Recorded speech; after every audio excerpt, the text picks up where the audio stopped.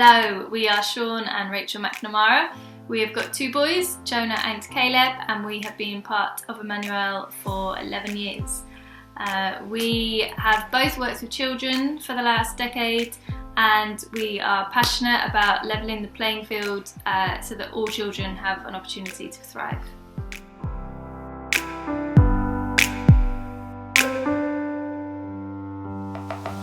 For the last couple of years, we've been getting ready to move to Kenya.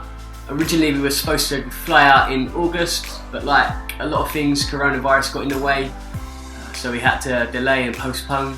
We're now flying out at the beginning of November. We're going to be serving full-time as volunteers at a ministry called Naomi's Village.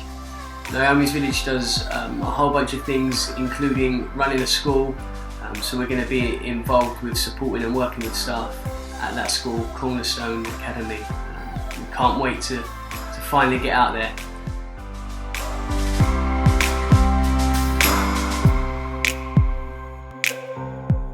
There are lots of challenges when getting ready to move internationally, and that has been particularly the case this year with coronavirus throwing additional things our way. One of the big things that we have been working towards is getting the right tenants in our house. We really wanted a family. We heard from the agents last week, with only kind of a month or so to go, that there has been a fair amount of interest, but it's all been from house share. So we've had to start thinking about whether we need to register as a house multiple occupants and all the additional things that adds to renting out a house. Yeah, and then alongside that, one of the other, I guess, particular challenges is that because we thought we were going in August, I resigned from my job as a deputy head at a school in Lewisham, ready to leave in August. But then when we weren't leaving in August, it meant I was unemployed.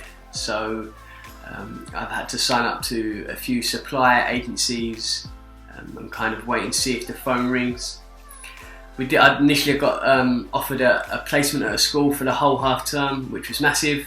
But then after like 3 days, the head called me in and said the teacher I was covering has had their visa issues resolved, so they no longer needed me.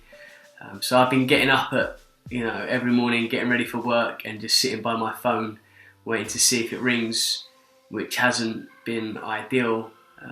So it's been particularly difficult trying to work out how much money is going to come in, how many days I'm going to be working. So that's been a challenge over the last couple of weeks as well.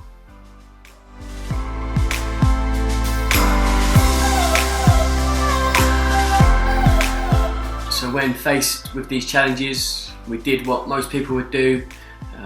We prayed and fasted for days on end. I wish we could say that, but we moaned a lot, we worried a lot, but we did eventually start to pray. And at the last church prayer meeting, we prayed together as a church family, which was massively encouraging for us.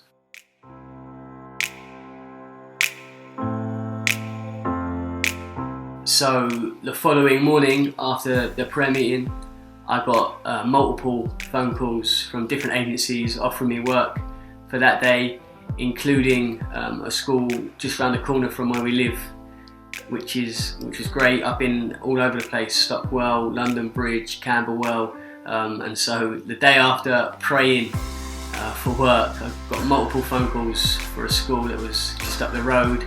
I got a block placement in a school for a whole week for the following week. And then another block for a few days each week leading up to half term.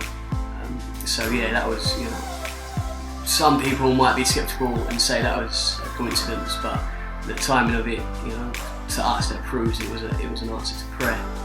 Yeah. And then the day after the prayer meeting as well, I also received an email from the agents. They said that the response had been incredible and that they now had 6 families lined up to view our house next weekend. So we are incredibly grateful for your prayers and for standing with us in this way. Yeah, we really appreciate our church family journeying with us and being part of this story with us as we pursue God and His kingdom together. Thank you. Thank you.